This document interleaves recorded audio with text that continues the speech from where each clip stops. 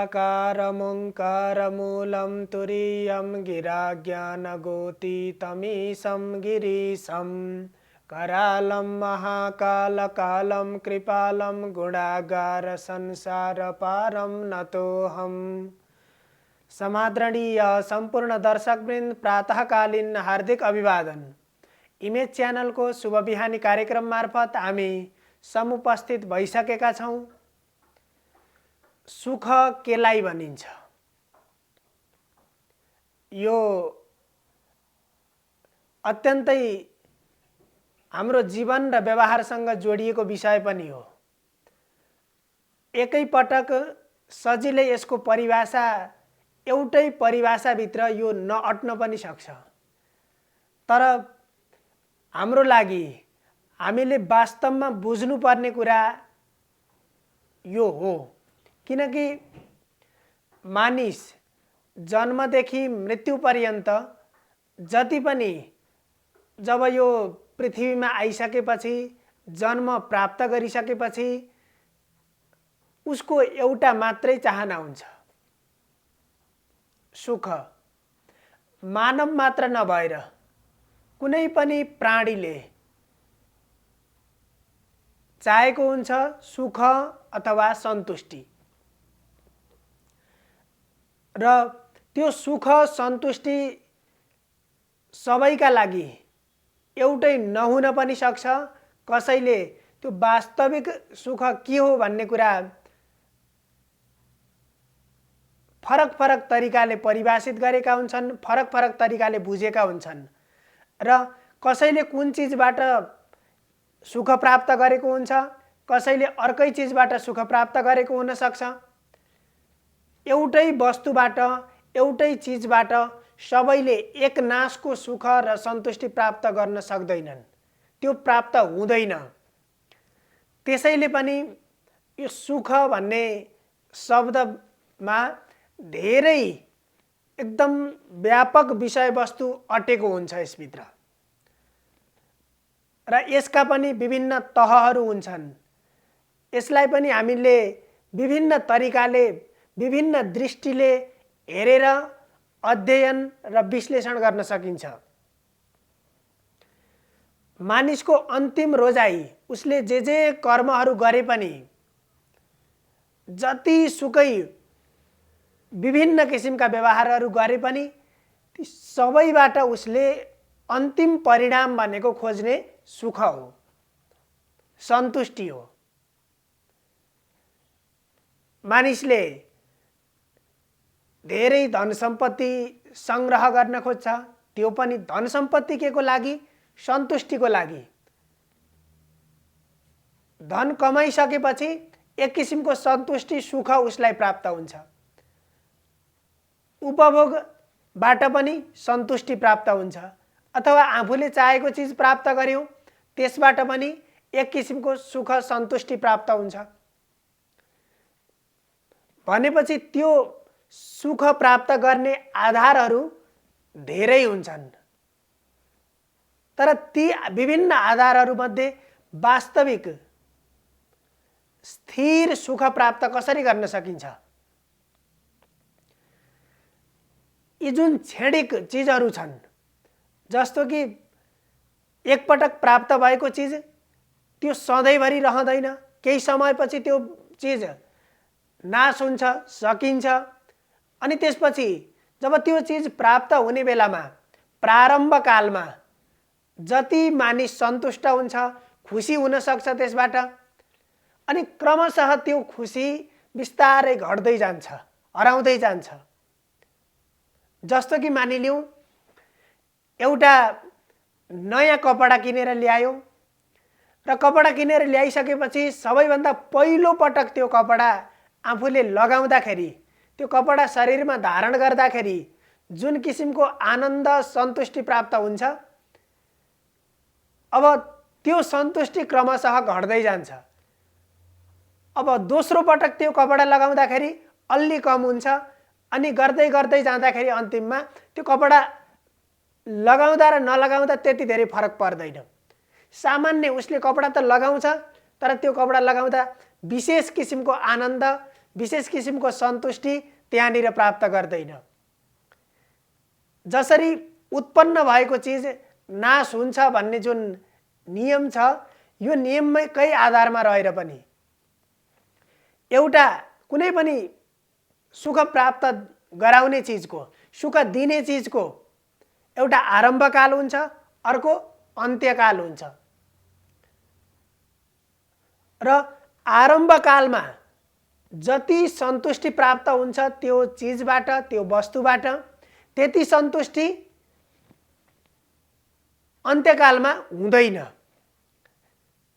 र वास्तविक सुख भनेको त्यो हो जसले निरन्तर एक नासको सन्तुष्टि दिन्छ।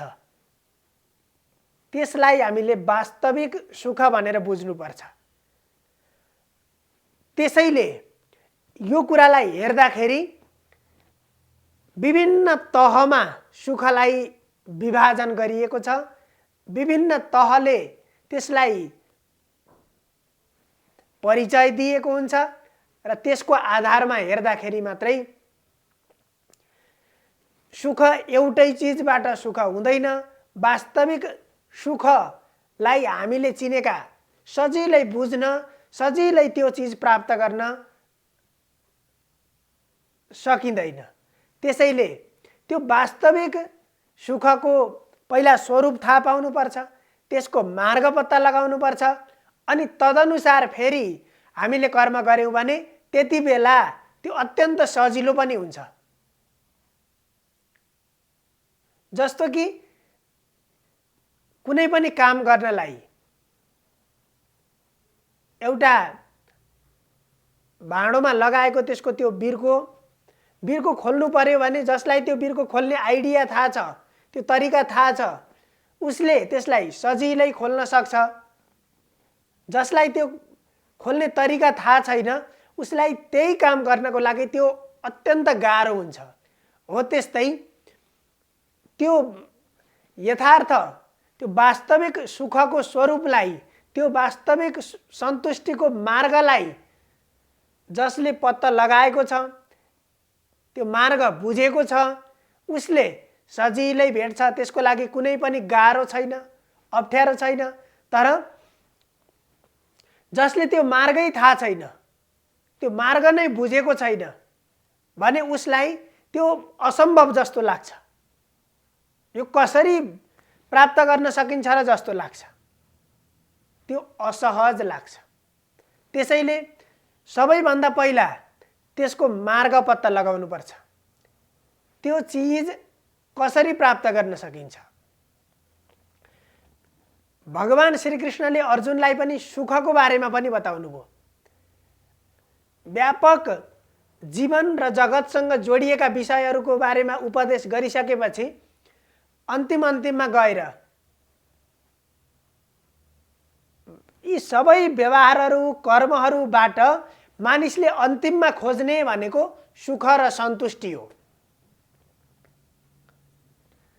बिहानबाट साँझसम्म जतिसुकै कर्म मानिसले गरिराखेको हुन्छ, ती प्रत्येक कर्मबाट आफूले सन्तुष्टि खोजेको हुन्छ।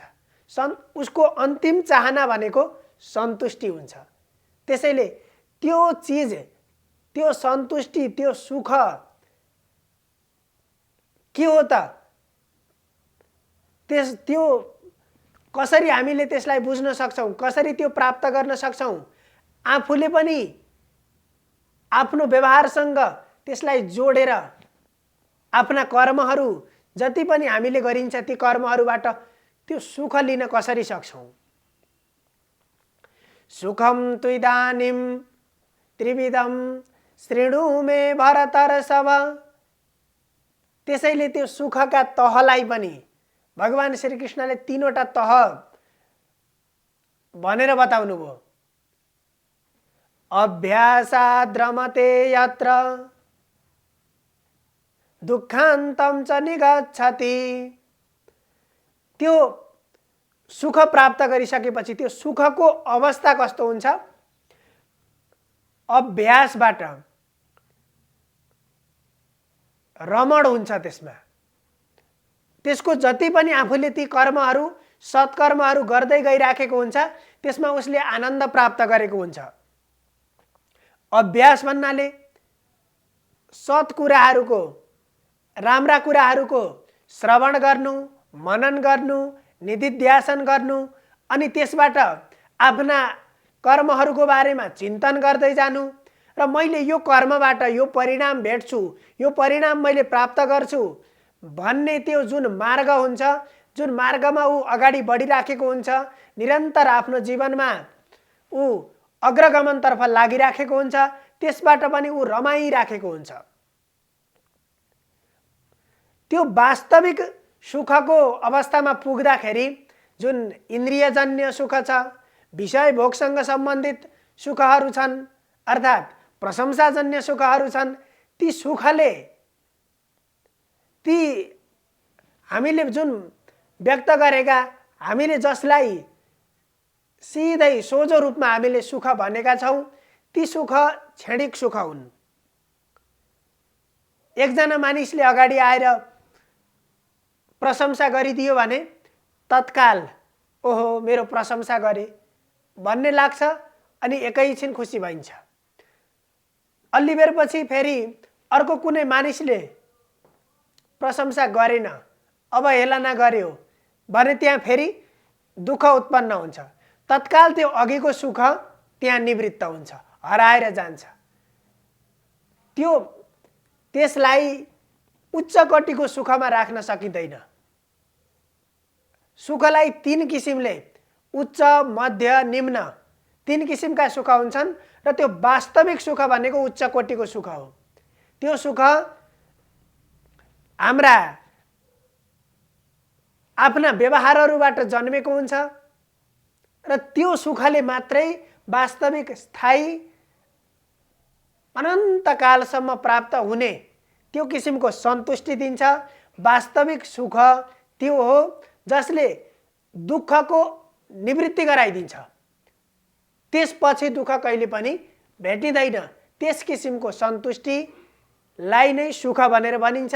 भगवान श्रीकृष्णले पनि यसैलाई, त्यो उच्च कोटिको सुखलाई वास्तविक सुख र सात्विक सुख भनेर अर्जुनलाई परिभाषित गर्नुहुन्छ। हामीले पनि त्यो मार्गको पहिचान गरेर आफ्ना व्यवहारहरू, आफूले गरेका कर्मबाट सुख र सन्तुष्टि प्राप्त गर्नुपर्दछ। सर्वे भवन्तु सुखिनः, सर्वे सन्तु निरामया, सर्वे भद्राणि पश्यन्तु, मा कश्चित् दुःखभाग् भवेत्। हजुरहरूको दिन शुभ होस्। धन्यवाद।